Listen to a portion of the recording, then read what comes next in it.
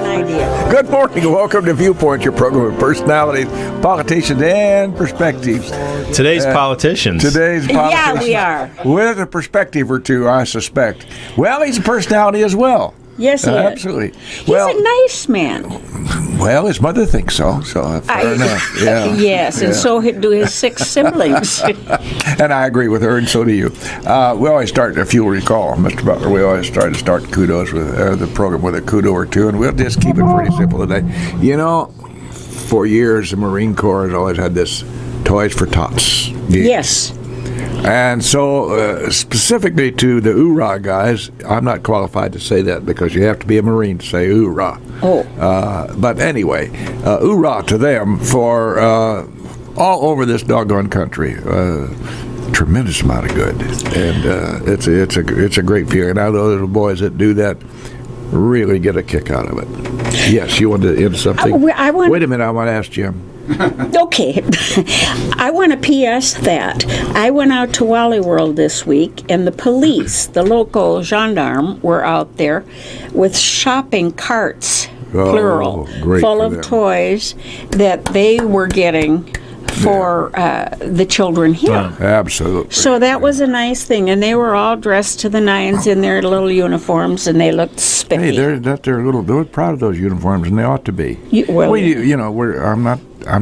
Don't have any trouble speeding these days. I just kind of put along under speed, so I can say this: we've got a really great police force here. Well, from top down, you're showing our age. I don't think it's in vogue anymore to praise the police. I think most people are taking pot shots at them. Well, there's a reason for that, and that starts with the media. That'd be you, bud. Oh, yeah. Well, I guess you can call us in the media. Well, I hadn't thought of it that way. Maybe I better clean up my act a little bit. Watch where you throw your stones. Well, let's get right down to the legislative chambers this morning. Okay. Tim Butler represents us in the big city of Springfield with Mike Madigan. On the other side of the aisle. Yeah, that's true. Boy, that ruined my Christmas. That's true. Yesterday they had a little brouhaha out in Washington, and I trust that you said, "Thank you, God, I'm not there." But they finally got the job done. I have no idea what time it was. I go to bed early. Well, it's got to go. I actually, driving up Interstate 55 this morning, I called my friend Congressman Rodney Davis and thanked him for lowering my taxes, and gave him a little bit of grief that they've got to come back to the House and vote on it again today because of some of the Senate rules. I think there was 3 provisions that violated Senate rules. You know, the Senate's a unique chamber over there. It is that. As Rodney likes to call it, the world's most expensive retirement home in the Senate. So, he's exactly right. But the Senate has some unique rules, and honestly, because of the Senate rules that are in place, or the reason there's been a lot of grief that Republicans have gotten about the individual tax cuts not being permanent. And the reason that is because of rules in the Senate that were put in the place of our good friend Senator Byrd from West Virginia, the gentleman who paved over the entire state of West Virginia when he was in Congress. And so because of the Senate rules, that's why the tax cuts for individuals won't be permanent. But yeah, they had a few little things they got to come back, so they're going to vote on in the House again this morning, and then it'll go on to the president. And I believe the president will have a news conference this afternoon and probably sign the bill by Christmas, if not today. And I think it's there's a lot of consternation that's gone on about this tax bill, but at the end of the day, lowering taxes for people is a good thing, I think, and will help stimulate the economy. And will help put on average, I think it's about $1,600 back into the average person's pocket. And, for those of us in Central Illinois, that's not chump change. No, oh, gosh, no. Who's average? Yeah. Who's that guy? I don't know what I forget because it's changed a little bit from the House version. I forget what the average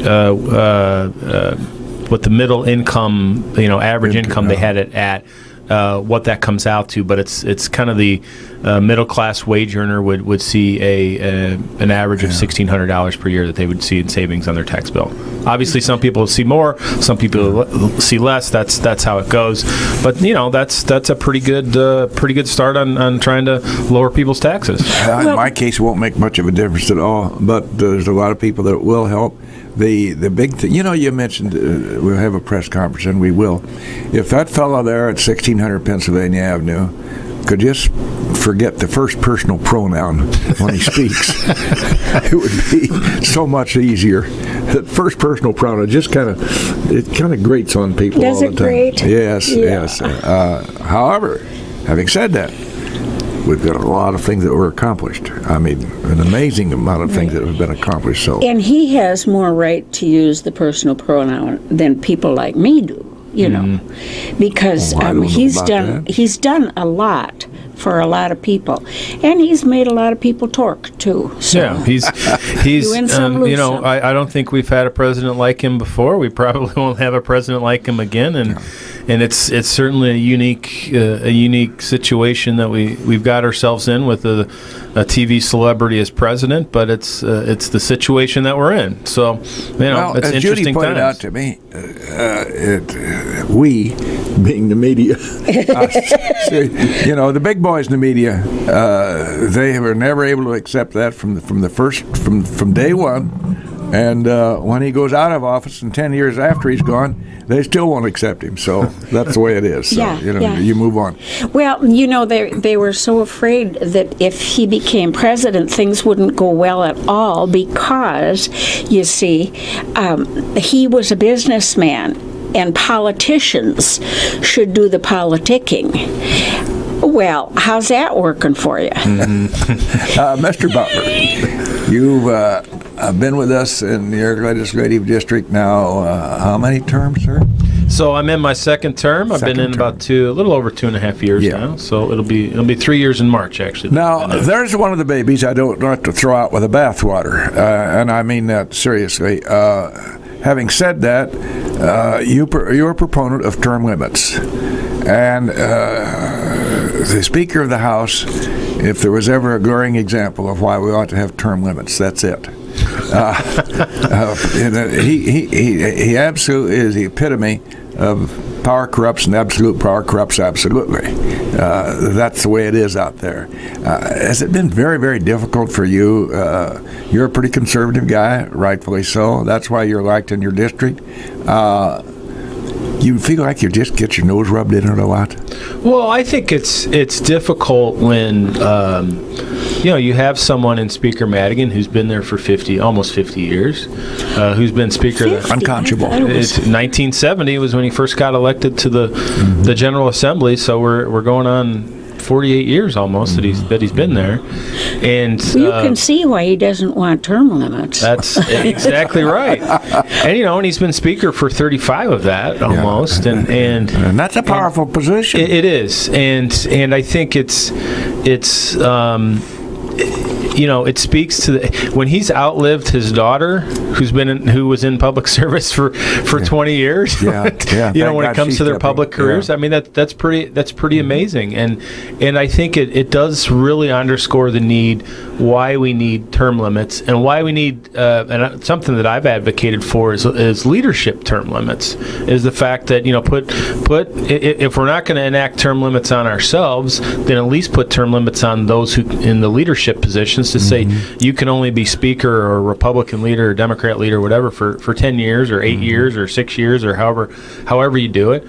Congress did that after the '94 elections when the Republicans came in, and I think it's a good thing. There are a lot of good people that can do these jobs. They might have different opinions than I or someone else, but there's a lot of good people that can do these jobs and do them fine. And they're not meant to be. The idea of the citizen legislator has kind of gone by the boards, but I think it's a good thing to strive for. You do these jobs for a little while. You do what you can do, and then you move on and you do something else. And unfortunately, a lot of people have been in office for a long time seem to forget that. I will say in the legislature, we have a tremendous amount of turnover this year. We have 24 members of the House who have either left or are not running for re-election this year. And on average, the General Assembly, at least in the House, the average length of stay is about 8 years for somebody in the House. But you've got a handful of people at the top that have been there for quite a long time, and so I think it certainly is time that we try to do something for term limits. Longer than you've been on Earth. I am. I often tell people that I got or Speaker Madigan was elected to office when I was 3 years old. And this past March, I became eligible for AARP. Congratulations. So that tells you how long he's been in. So well, you'll get a lot of requests for insurance. I get them about weekly. Yes, Oh, yeah. They started coming when I was like 40, I think. Well, what do you think is going to shake out when they're all through bartering and bargaining now? Out in Washington with this business of the taxes? Well, I think, like I said, I think this is a good thing for the people of the United States. I think it's a good thing for the economy. Corporations, which often get bad names, in the broad sense. Lowering our corporate rates is a good thing because it makes us more competitive with other countries as well. Other countries, especially the European countries, have understood this for a while, where they have lowered the corporate rates in a lot of the European countries. That is true, then. What they keep saying, right? And that's we're the highest. Yeah, and so we've been tremendously disadvantaged. Yeah, disadvantaged because of our high corporate rates, and I think lowering the corporate rates is a good idea. Corporations should pay taxes, yes, but they also need to be competitive and allow for expansion and allow for job creation, especially to reinvest into their companies and to allow for job creation. I think you're going to see that. I think through lowering the corporate rates, you're going to see companies that reinvest into their companies and then help create jobs in the United States. We've been lucky that we've seen the unemployment rate fall over the last year or so, but that doesn't mean we should stop and not try to do things to help the economy. We need to continue to try to help the economy, and I think one of the good ways we can is lowering the corporate rate. So that's a good thing. And on top of that, when people's income rates go down, when their tax rates get lowered, you're going to see that money go back into the economy as well. The stock market is sure happy about this. The stock market. It's $755 today. 24,755. I was going. You're over 24,000, and I mean that's just incredible. I'm trying to remember. I think when I was in college is when it went over 1,000. I mean it's amazing to think where we're at today. Well, now what do you think about the naysayers who say that, but all that means is it's going to crash?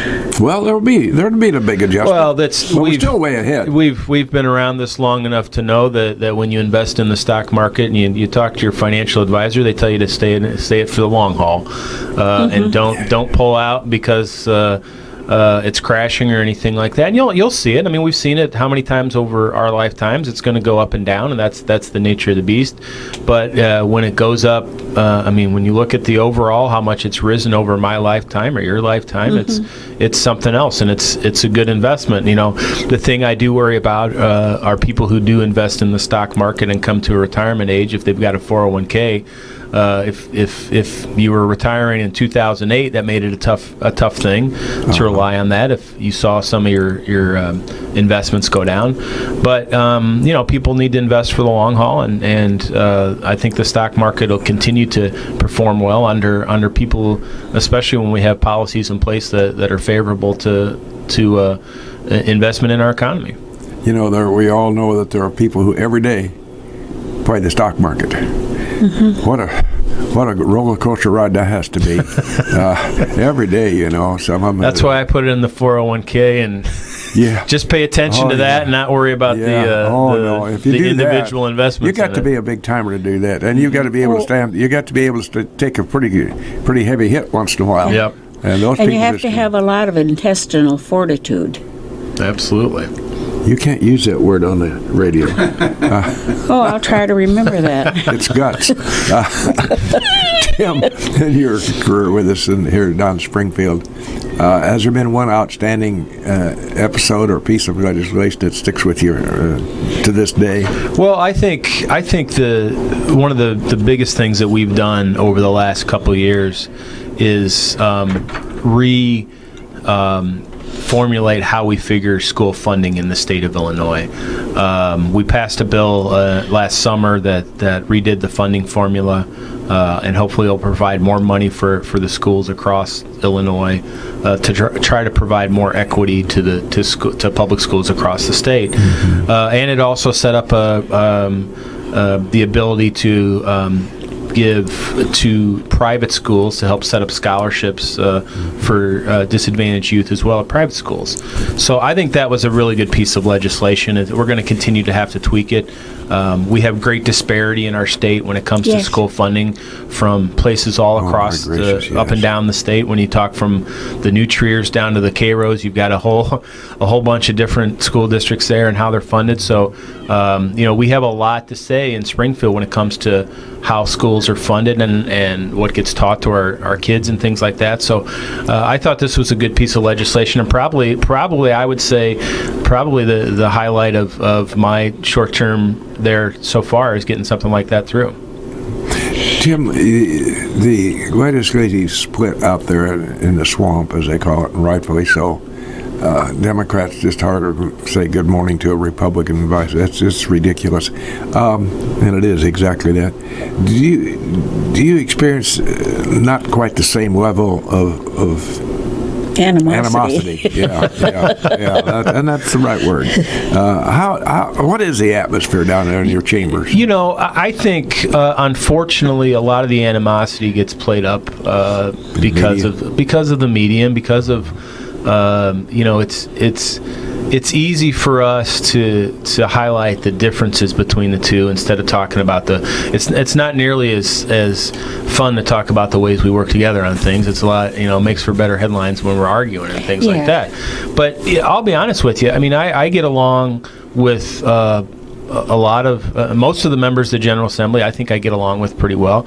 There's several Democrats that I've become good friends with, actually. What's wrong with that? I mean, we know that we come from different places philosophically. We understand that. I think we're adult enough to know that. But we find a lot of areas that we have common ground on as well. And I think that's really important. And that's something I learned from my previous boss, Ray LaHood, that you gotta work with the other side. If you're ever going to get anything done, you got to work with the other side. And that's such a no-brainer. It really is, but the polarization is real right now. And with the tax bill that passed in Congress, one of the things that is very disappointing is the fact that it didn't get any Democrat votes. Yeah, not one. But when you flip it on the other side, there wasn't a single Republican that voted for the Affordable Care Act when it passed in the House, under President Obama. Mm-hmm. And we've gone from the Reagan tax cuts, where Tip O'Neill with Bob Michael's helped engineer that through the House in a bipartisan fashion, to where all these big pieces of legislation now are done on a partisan basis. And whether or not they're good legislation, I don't think it bodes well for the country when we have such large pieces of legislation that get passed in a partisan fashion. Because now you're going to hear, from now until next election day, next November, all you're going to hear about is the Democrats running against the tax plan because it's all the Republicans' tax plan, and the Republicans trying to defend it instead of talking about the good it's going to do for the country. So we really, I mean, I don't know what the answer is, but I think those of us who are in these positions need to understand that it's okay to work with the other side. Don't you take some kind of oath that says that I'm here to look out for my constituents and to think of them before I think of myself? The oath of office, which you'll see in when you walk in my office in Springfield, the two that I've taken that I've signed are up on my wall, and it's to support the Constitution of Illinois, the Constitution of the United States, and it doesn't say anything about party affiliation. two lions out there in the swamp before it became a swamp. It was pretty decent. Tip O'Neill, Democrat. Ev Dirksen, our senator from here. A couple of the lions out there in that dome knew how to sit down over probably a bourbon as opposed to a coffee or tea. But they knew how to give and take. Yep. And they got things done. And things were so much more civil then. That's the big problem with most of us today. We see this lack of civility on all issues. You know, I will say that, you know, it's never been the most civil profession in the world. One of the things that I always like to do, and I just went there last week with my sister from Naperville. She came down to Springfield, and I took her to the Lincoln Presidential Library Museum. They have a great part of the exhibit there, one of the hallways that you walk through, that shows all these cartoons that were written and these headlines about Lincoln. They were terrible. Yes, they were. I mean, terrible. And, you know, how they portrayed him and all this kind of stuff. And so, I mean, I always think that's a good thing to walk through to realize, you know, this hasn't always been roses and, you know, bubble gum and stuff like that in this profession. But I think there was a level of respect that was there in the past that isn't there today. And when people like Ev Dirksen and Bob Michael and Tip O'Neill, you know, I mean, they did, you know, they could fight like cats and dogs during the day, but they can go out and have a drink at night or something like that. A tea. And also, you know, how they portrayed themselves, you know, to the public was very important as well. And so, you know, it's a real, you know, for me, the district that I represent, the 87th district, the district that we live in, contains the final resting place of Abraham Lincoln on one end and Ev Dirksen on the other end. That's interesting. And so, I mean, that's a pretty cool thing to think in this area. We've had in this legislative district that those two giants of our political culture in the United States are buried right here. It's a pretty cool thing. We have some giants as sponsors too, and we're going to let Mr. Rice that's smooth. Right into that.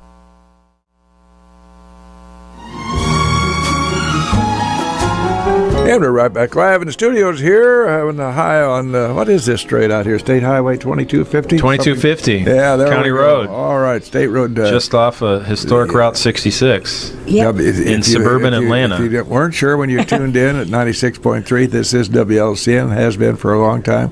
Hopefully it'll be that way tomorrow. Our guest this morning is, all things being equal, besides my co-host Judy Busby, without whom this program would not work. And that's right too, Tim. You sweet talking devil, you. Our guest this morning is. Appreciate his time. Listen, this is Christmas season, and Tim Butler is a busy guy, and he doesn't live in Lincoln, Illinois. He lives in Springfield, and he's made this trip up here to visit with the constituents. So if you have any questions, we'll even accept a bad comment or two. He's pretty magnanimous sort of a fella. 648-5510. Seriously, this is an opportunity for you to speak with your representative and tell him you like him or you don't like him, and he'll accept either way. He'd rather have the first. And he'll live to fight another day, won't he? He'll live to fight another day. You know, we just had this awful train wreck. Thank God only 3 people died. I was amazed. That was a mell of a hess. All those cars piled. Oofta. Well, anyway,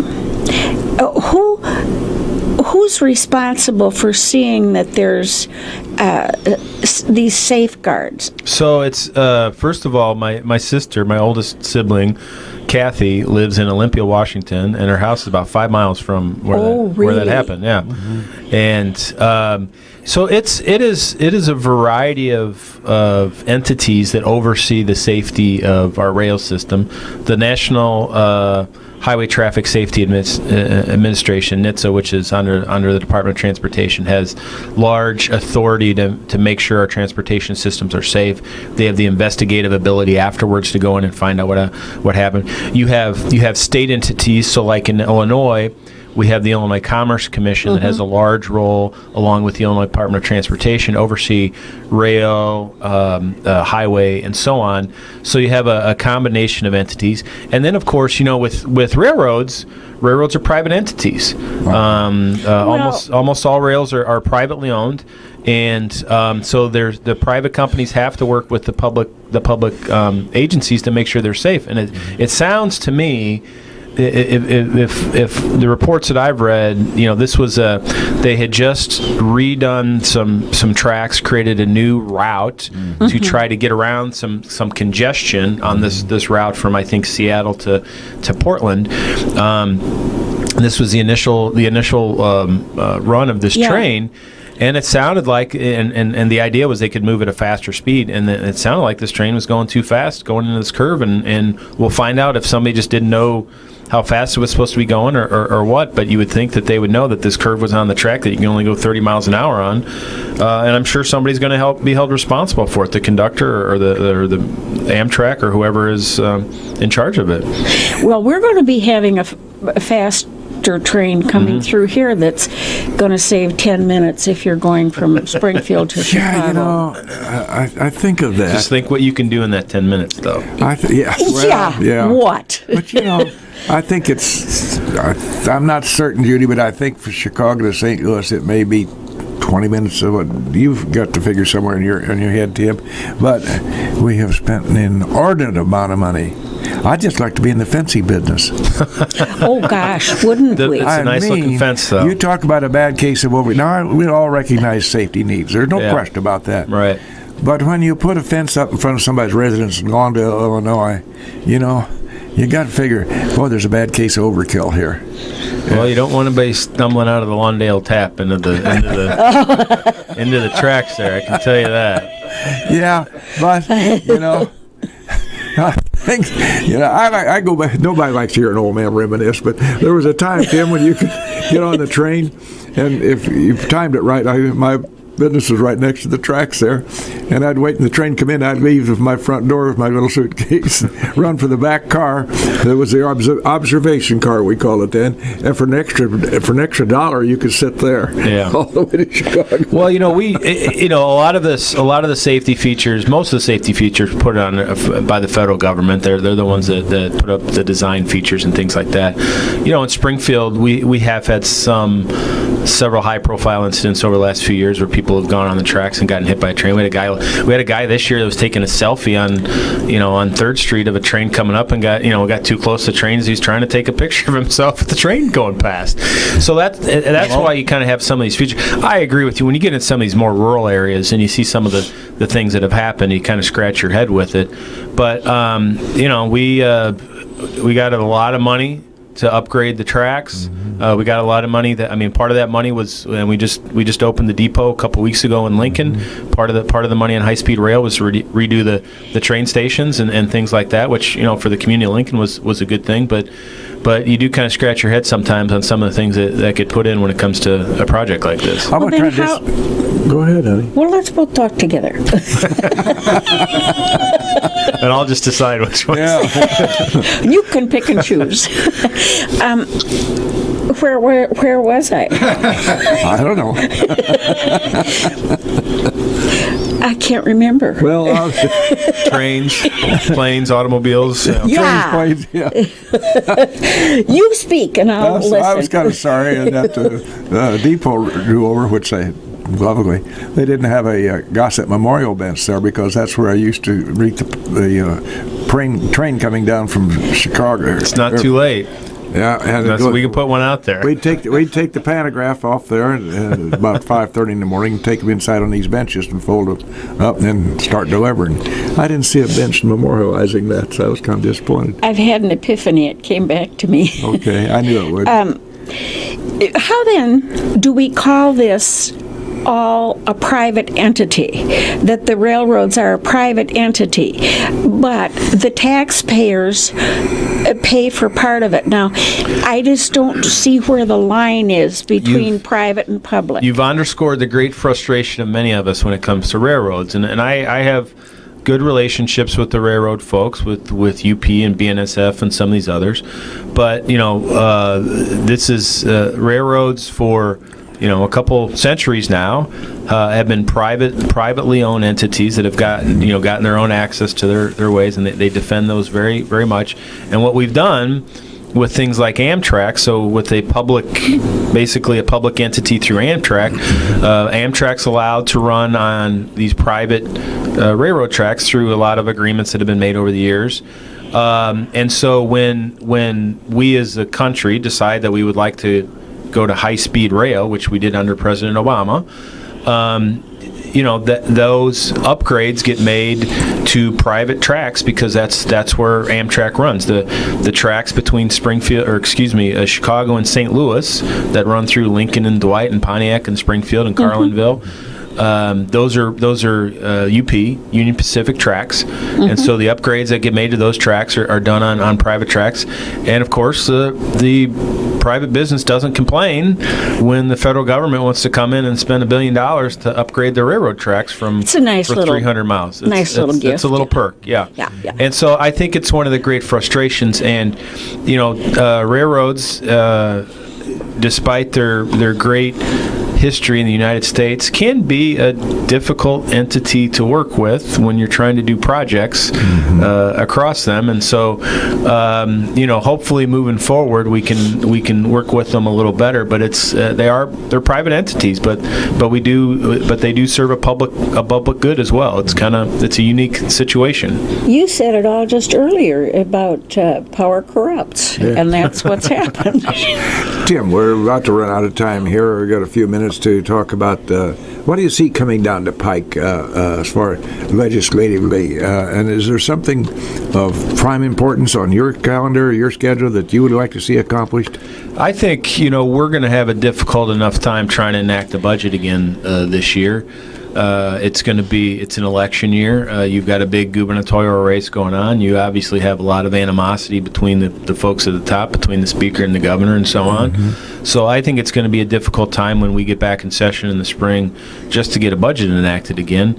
I don't see us going in a couple of years like we did last time, but at least with the tax increase that was put in place over the governor's veto, and some of us that opposed it, at least we know what the baseline is now for what we should know what the baseline is for the revenues coming in the door. So that should make it a little easier to try to fashion the budget.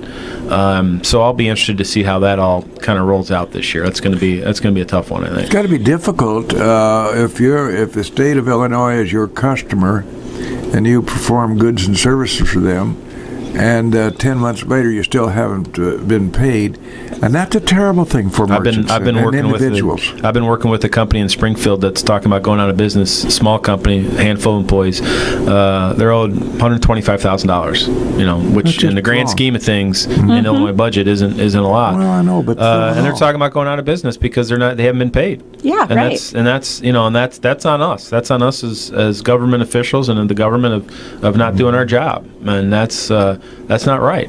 That's not right. Well, many years ago, I was on the bidders list, and occasionally I'd be awarded a bid. And I went through that about a half a dozen times, did bid for work and won the bids. And I finally got smart, and I says, that's nice to get this business, but I'm not getting paid. Yeah. And that was way back a long time ago. I'd wait 5-6 months then. I couldn't afford to do that, so I just withdrew from the bidders list.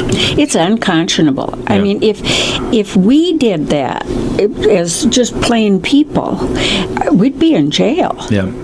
It's we had $15 billion in unpaid bills before this budget went enacted, and we put out some bonding authority we borrowed money to pay the bills, which we just pay them back at a lower rate that way. That's another thing private citizens mustn't do. and it's but it's the problem when we don't have our budget under control, and we have so many programs that are baked in that are entitlement programs that it makes us hard.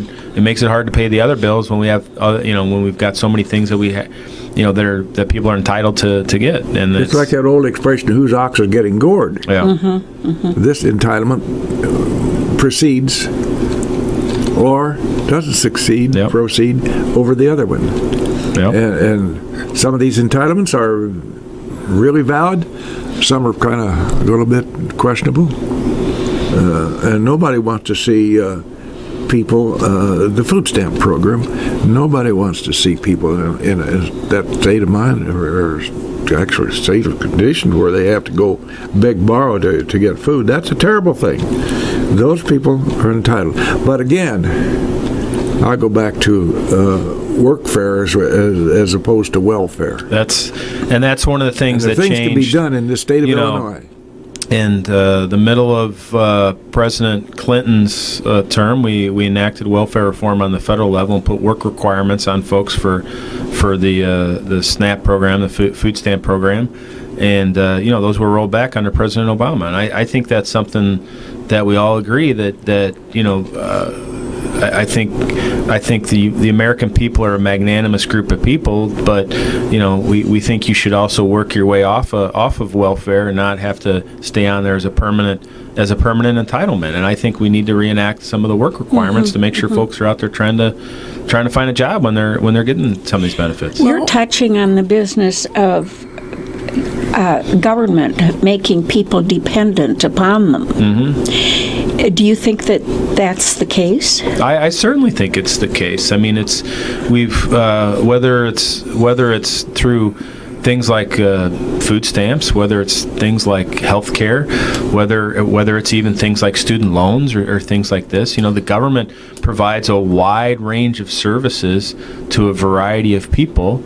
That's why we've seen our deficits balloon, and that's why we've seen our budgets on balance because we try to be all things to all people. And I think there was a time in our country where people relied on individual accomplishment and the community good and working through maybe private organizations to try to assist folks. But it seems like everything now, when we have a problem, the first answer is turn into the government to try to write a check for it, and that's an issue. Well, there's a bit of narcissism in there, I mean, if I'm down here and one of the big guys, and I can give your county or your region a big present of a lot of wrought iron fencing or whatever, then I'm a hero. See? I don't disagree with you, and I'm a big believer in developing our infrastructure, but that's also an area that it spends taxpayer dollars to do infrastructure as well. You're right. Well, a big problem, in my judgment anyway, of the social welfare problem is the professional mothers, women who bear babies on a regular basis because they get so much ahead. And they get a lot of money with it. Some mothers got 7 or 8 kids. God forbid that, but they do. And they get paid well. But I never could figure that out because I was one of those people who did bear babies, one of the females. Yeah, but you stopped with 3. You were smart. But if you had a 1 or 2 bedroom place up in an undesirable neighborhood in Chicago, couldn't you see that 8 kids is kind of crowded in there? Well, it's morally unconscionable.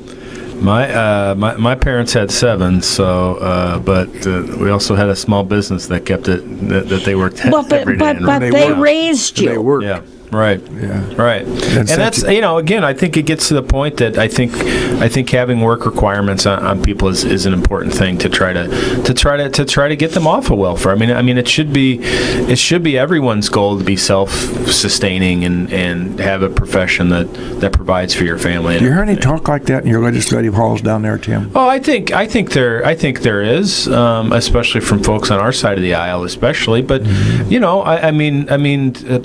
my friends in Chicago do see the world a little differently on things sometimes, and you noted that, and that's unfortunately they hold the gavel in Springfield right now, and that makes things difficult for us. I don't know. I wish I could solve all the problems in the world, don't you?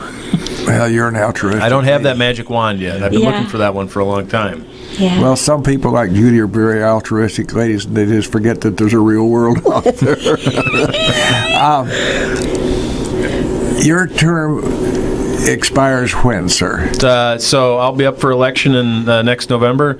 House of Representatives is every 2 years, so I serve through this current term through the beginning of January 2019, and then hopefully, if the people see fit, I'll serve another term starting then and go 2019, 2020. Well, You I think think 2 you've been a years pretty is good little ideal? boy. You've kept your nose clean. Yeah. I actually 2 years, both on the state and federal level, I think is frustrating for a lot of people because you're running for election all the time. Yeah, right. Yeah. But I think it's the right thing too. It keeps, I think the original idea was, especially on the federal level, the House of Representatives stays in touch with the folks back home. They have to run every 2 years, whereas the Senate, is 6 years, and they can take a little longer view of it and everything.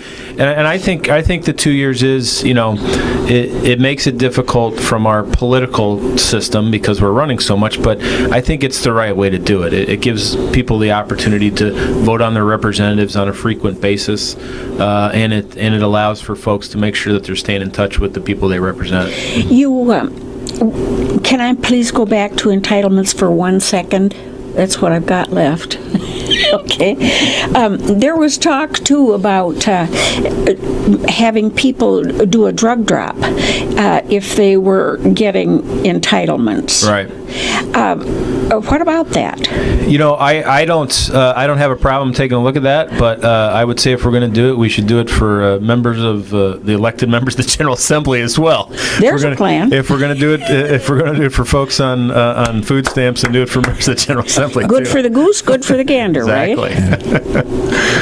Do you, what is the biggest, well, the state's indebtedness is obviously the biggest problem. Secondarily, what would be the problem? Well, I think, and I said this earlier, that I'm a believer in infrastructure. I think our infrastructure in the state of Illinois is something that we really need to pay attention to because we haven't had a capital program in quite a long time, and we have a lot of transportation in this state, whether it's airports, whether it's roads, whether it's our rails, whether it's our rivers, and it's an important part of who we are as Illinois. Well, thank you, Tim Butler. Our representative's guest this morning was Representative Tim Butler, who seriously, notwithstanding the fact that he's a friend of Judy's and ours and Jim's, has done a good job for us down there. Thank you. He's sir. He's one of the boys you can trust. He's one of the I good like boys. that in a person. Thank you. And that's My mother would be glad to hear that. Rest her soul. that's kind of a strange commodity down there where you are. So, Tim, we appreciate the fact that you make this trip up here from Sweden. Absolutely. Like I say, you're out here in Lincoln. You're here a lot, and you do a lot of good for us. Thank you, Tim Butler. We always try to close Viewpoint with a quote or two, and Christmas season is here, and so Sure is. you might have heard about that. The magic is testing 1, 2. The magic of Christmas is not in the presents, but in His presence. Very Merry nice. Christmas, Tim Butler. Merry Christmas to you Everybody, and thank you, listeners. sir. Thank you.